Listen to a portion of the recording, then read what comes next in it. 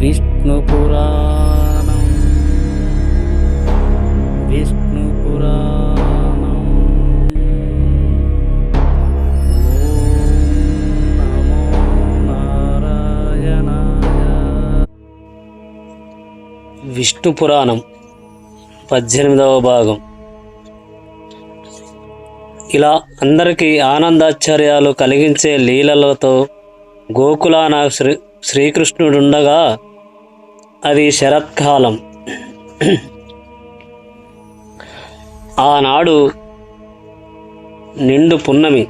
పూర్ణచంద్రుడు గగనాన చలువవెన్నెల పరచి భాసిస్తుండగా సర్వ ప్రకృతి సమ్మోహనంగా కృష్ణుడు వేణువు పూరించాడు.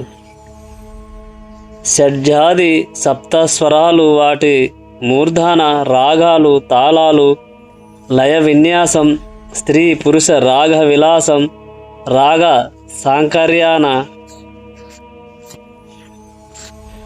పారవశ్యం శృతి సమ్మతంగా మ్రోయించిన ఆ వేణుగానానికి గోవులు, గోపిక గోపాలకులు, పశుపక్షాదులు, లతా గుల్మ వృక్షాదులు ఆనంద ప్రకృతికి చిక్కి పరవశించగా వల్లవాదరులు ఆ మోహనాకారుని యందు అనురాగపూర్ణ హృదయులై తమ వారికెవ్వరికి జంకక కృష్ణుడు ఉన్న చోటుకి వెళ్ళారు. కృష్ణుడు వారిని తీరదీసుకుని ఆటపాటలు చెప్పి వారికి పోటీ పెట్టి ఆడించడం, పాడించడం, పొదరిళ్లలో దాగి చిన్న చిన్న కూతలతో వారిని బెదిరించడం, ఇలా వారితో గడపను ఆరంభించాడు. క్రమముగా యువకుడు అయ్యాడు. అలా ఉండగా ఒకనాడు ఒక గోపిక మిగిలిన వారి కన్నా ముందు కృష్ణుని వద్దకు వచ్చి మారుత్రోవను యమున ఒడ్డుకి తీసుకుపోయి ఇసుక తిన్నెపై కృష్ణునిచే విహరింపసాగించింది. అంతలో గోపికలు ఒకచోట కూడి, కృష్ణుడు కనిపించడే, ఎక్కడికి వెళ్ళాడు చూడరే అని అందరూ విచారిస్తూ వెదకనారంభించారు. వారిలో ఒక చోట శంఖచక్ర రేఖలు గల పాదాలను చూసింది. అది మిగిలిన వారిని కలిసి, రారే కృష్ణుని అడుగుజాడలు చూద్దురుగాని, ప్రక్కనే అడుగుజాడలున్నాయి, ఎవరితో తీసుకొని పోయిందే మన కృష్ణుణ్ణి, గడుసుదే, ఏ పొదరింటనో సుఖపడుతుంది, రండి చూద్దాం అని ఆ అడుగుజాడలను పట్టి అందరినీ తీసుకువెళ్ళింది. అలాగే యమున తీరానికి చేరి అక్కడ కృష్ణుణ్ణి చూశారందరూ. పెన్నిధిని చూసిన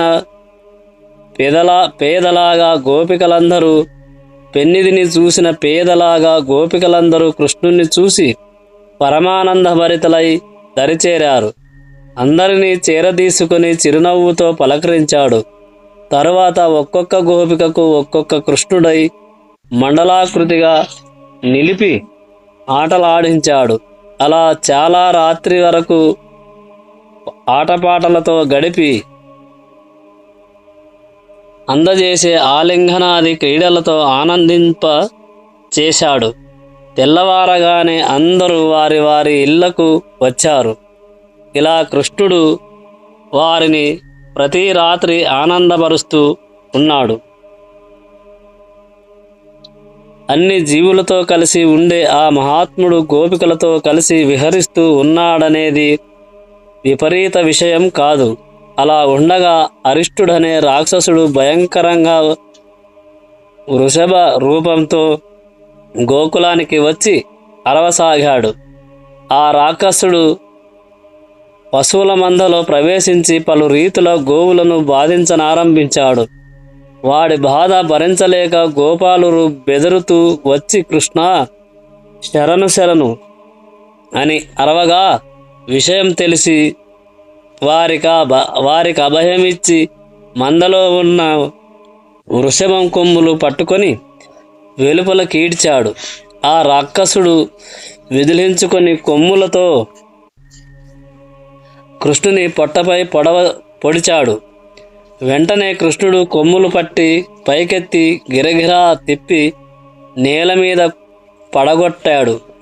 ఆ దెబ్బతో వాడు ముక్కుంటా నోరుంటా నెత్తురు కక్కుకొని చచ్చాడు.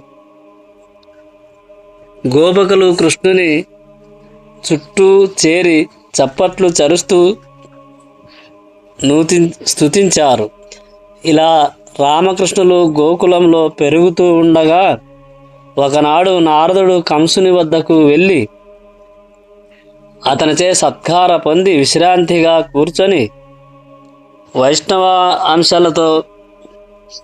వైష్ణవాంశాలతో రామకృష్ణులు దేవకీనందనులై పుట్టడం, నందుని ఇంట పెరగడం, కూతనాథులు కృష్ణునిచే చావడం మొదలైన రామకృష్ణుల విషయం చెప్పి వెళ్ళిపోయాడు. కంసుడు కోపంతో భీకర రూపుడై వసుదేవుణ్ణి అనరాని వినరాని మాటలతో పొడిచి మనోవేదన కలిగించాడు. నందుని ఆలమందలను వీరభటులను పంపి తన వశం చేసుకున్నాడు. వృష్ణి భోజ జాందకాదుల సంపదలు కైవసం చేసుకున్నాడు. నిరాపరాధి అయిన తన తండ్రి ఉగ్రసేనుణ్ణి కారాగారంలో పడద్రోయించి క్రూర చిత్తులను కాపు పెట్టాడు. ఆలోచించాడు. యజ్ఞం పేరుతో రామకృష్ణులను రప్పించి బలవంతంగా చంపడం లేదా నా వీరభటులచే చంపించడం లేదా పోరాడి చంపడం చెయ్యాలి అని అనుకుని ఆ క్రూరుణ్ణి పిలిపించి అక్రూరా విష్ణువు అంశలతోనట దేవకీ వసుదేవులకు రామకృష్ణులు పుట్టారట. వారు నందుని గోకులంలో పెరుగుతూ నా వారిని చాలామందిని చంపారు అని నారదుడు వచ్చి చెప్పి ఇప్పుడే వెళ్ళాడు. నా తండ్రి ఇంకా నా వాళ్ళుగా ఉన్నవాళ్ళు, నా మేలు కోరేవారు ఒక్కరూ లేరు. నువ్వు ఒక్కడవే మంచివాడవు. నా ఆలోచన చెప్తున్నాను విను. ధనుర్యాగం అని ఒక యజ్ఞం చేయదలుచుకున్నాను. ఎల్లుండి ఆరంభిస్తాను. నువ్వు వెళ్ళి ఆ యజ్ఞానికని రామకృష్ణులను, ఆ దుర్మార్గుణ్ణి నందుణ్ణి తీసుకొని రా. ఇక్కడ వాళ్ళ పని పట్టేస్తాను. నా దాకా ఎందుకు? చానురు ముష్టికుడు ఉన్నారే, వాళ్ళ చేతుల్లో ఆ రామకృష్ణుల బ్రతుకైపోతుంది. తరువాత దేవకీ వసుదేవుల్ని తండ్రే అయిన బద్ధ విరోధి అయిన ఉగ్రసేనుణ్ణి ఇలా నా మేలు కోరని వారందరినీ యమునింటికి పంపి ఎదురు లేకుండా రాజ్యమేలుతాను. వెళ్ళి గోకులానికి వెళ్ళి యజ్ఞం మాట చెప్పి పాలు, వెన్న, నెయ్యి కావిళ్లతో పట్టించి నందుణ్ణి రామకృష్ణులను తీసుకురా అని అనగా అనుకోకుండా కృష్ణ దర్శన భాగ్యం కలిగిందని ఆ సుబుద్ధి సంతోషించి రథారూఢుడై మధుర నుంచి గోకులానికి ప్రయాణం సాగించాడు. అంతలో కంసుని దూత కేశి అనేవాడు గుర్రం రూపుతో గోకులానికి వచ్చి పశులశాలలో ప్రవేశించి భీకరంగా అరవనారంభించాడు. అలా కృష్ణుని మీదకి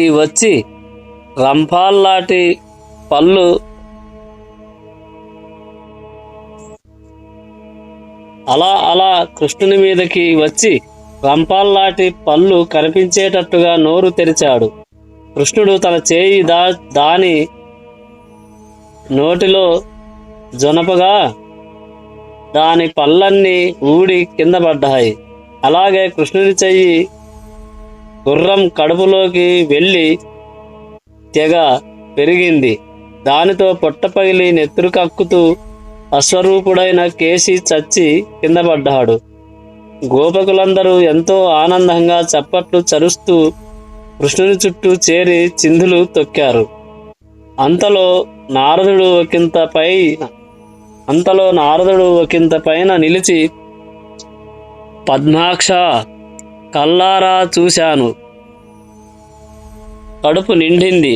దేవతలకు కూడా తేరి చూడరాని కేసి రాక్షసుని అవలీలగా సంహరించావు. నీకు మరొక పేరు కేశవనామం నేటి నుంచి ప్రసిద్ధమవుదుగాక. మరొక మాట చూడు, 4 నాళ్లలో కంసునితో కలహం, అది కూడా చూడాలని వస్తాను. సెలవు అని వెళ్ళిపోయాడు నారదుడు. అక్రూరుడు రథారూఢుడై వస్తూ అనుకున్నాడు, శ్రీకృష్ణుని చూచే భాగ్యం కలిగింది, నా జన్మే కృతార్థం అయింది. తలచినంతనే పాపాలను పోగొట్టే సుజనవత్సలుణ్ణి చూడబోతున్నాను. ప్రహ్లాదాది భక్తుల వందనాలు అందుకుంటూ కనికరించి చూసే భక్త మందారుడికి నేడు నమస్కరించగలుగుతున్నాను. వేదాంత విద్యా రహస్యాలను తనలో దాచుకున్న విద్వన్మనునితో మాట్లాడబోతున్నాను. ప్రపంచ పరిస్థితిని తృణప్రాయం చేసే ప్రభువు మన్నన నేడు పొందగలుగుతున్నాను. సకల లోకాలను సంరక్షించే లోకేశ్వరుని సంరక్షణ నాకు కలుగుతుంది. ఎంత అదృష్టవంతుడనో, ఇది అందరికీ కలుగుతుందా? ఇలా ఆనందిస్తూ క్రమంగా గోకులానికి వచ్చాడు. సమయం అది. రామకృష్ణులు తోడి గోపాలకులతో గోవులను తోలుకొని వచ్చి సాలల్లో చేర్చారు. ఇక పాలు పితకడం తరువాయి. ఆ సమయంలో అక్రూరుడు శ్రీకృష్ణుని దర్శించాడు. రుణాఛాయాలతో అలరారే పాదాలవాడు, తెల్ల తామర పువ్వు శిరోభూషణంగా ధరించినవాడు, గోధూళి అలమీన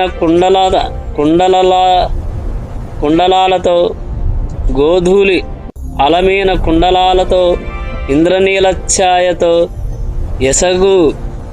ఎసగులాడు వక్షం నందు పుట్టుమచ్చల చిహ్నం, దానిపై వనమాల కలవాడు, దూడలను పిలిచి తల్లుల దగ్గరకు విడుస్తున్నవాడు, ఒక చేత పాలగిన్నె, ఒక చేత కట్టుతాళ్ళు పట్టుకొని నిల్చున్న ఆ కృష్ణుణ్ణి అక్రూరుడు దర్శించాడు. ఆ ప్రక్కనే బలరాముణ్ణి చూశాడు. కైలాసగిరిపై కారుమబ్బులాగా కట్టపై నీలం రంగల ఆ రాముణ్ణి దర్శించి అక్రూరుడు లోకక్షేమం లక్ష్యంగా భూభారం తీర్చడానికి మహావిష్ణువు రామకృష్ణులాగా అవతరించాడు. భువన దక్షకులైన ఆ దివ్యమూర్తులను దర్శించాను. నా జన్మ సఫలమైంది అని అనుకొని రథం మించి దిగి సవినయంగా దరిచేరి కృష్ణునకు సాష్టాంగ నమస్కారం చెల్లించాడు.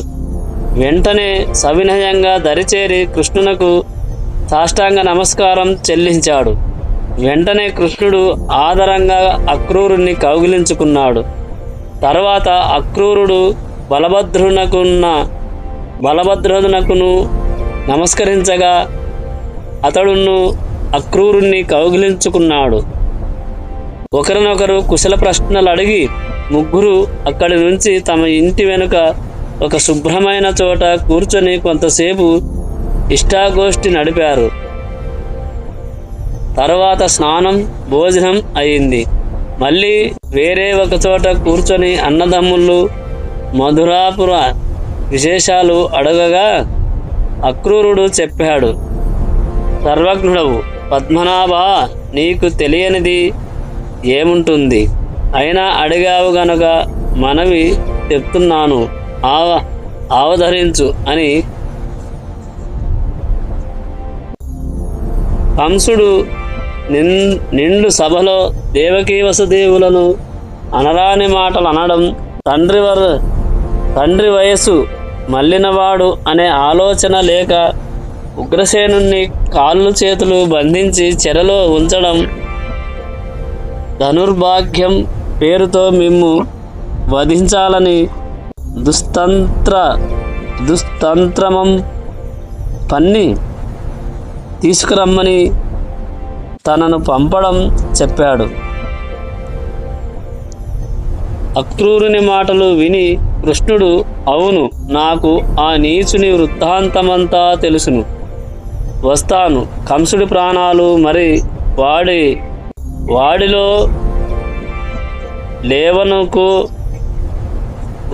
లేవనుకో, కంసుడి ప్రాణాలు వాడిలో లేవనుకో.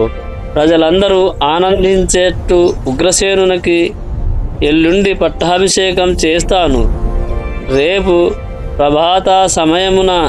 ప్రభాత సమయాన పాలు, పెరుగు, వెన్నె, నెయ్యి సమృద్ధిగా కావలలోని నింపి గొల్ల పెద్దలు ముందు వెళ్ళిన వాళ్ళతో నందుడును, నువ్వు అన్నా, నేను రథ ప్రయాణం సరేనా, పడుకో అని లేచాడు. ఆ రాత్రి అందరూ నందుని మందిరమందే నిద్రించి తెల్లవారుగానే లేచారు. ఆలోచిత కృత్యాలు తీర్చి పాలు మొదలైన పదార్థాలు కావళ్లతో తగువారిని ముందు పంపి తాను బలభద్రుడు అక్రూరునితో రథారూఢులై అయ్యారు. రథం కదిలింది. గోపికలు చూశారు. అందరూ ఒక చోట చేరి కృష్ణునితో ఎడబాటు భరించలేక బాధ కాగా విచారింపసాగారు. ఏకంగా కారే కన్నీరు వారి వక్షస్థలానికి అభిషేకం అయింది. ఆ అవస్థలో ఒకరితో ఒకరు అనుకుంటున్నారు, ఏమో, ఆ నందనందనుడు మనకి ఇన్నాళ్ళు ఆనందం కలిగించి కలిసిమెలిసి ఎడబాటు లేక తిరుగుతున్నవాడు ఇప్పుడు మధురకి వెళ్ళిపోతున్నాడంటే దయాదాక్షణ్యం లేనివాడన్నమాట. మళ్ళీ మనకి ఒకనాడైనా కనిపిస్తాడా? ఆ పట్నాల వాసుల అందగత్తెల చమత్కారపు మాటలు విని మనతో ఇంతకాలం కలిసి ఉండడం తలుచుకుంటాడా? ఆ దైవానికి కూడా దయలేదే. ఈ కృష్ణుణ్ణి విడిచి మనం ఉండగలమా? కృష్ణుడికి మనకి ఎడబాటు కలిగించిన అక్రూరుడు క్రూరుడు కాని అక్రూరుడా? మనం తెగించి వెళ్ళి కృష్ణుని పొంగుపట్టి మమ్మిలా ఏడిపించి వెళ్ళిపోతున్నావా? మా గతి ఏమిటి అని అన్నామనుకున్నారు. మన కులం పెద్దలు తెలిసి ఊరుకుంటారా? ఈనాటి నుంచి మన గొల్లపల్లె చిన్నబోయి ఉంటుంది. మన బ్రతుకులు అంతే. ఆ దేవుడికి కనీసం లేకుండా పోయింది అని విచారించి కొంతసేపు కృష్ణరథం కనిపించేంత వరకు అటు ఇటు చూసి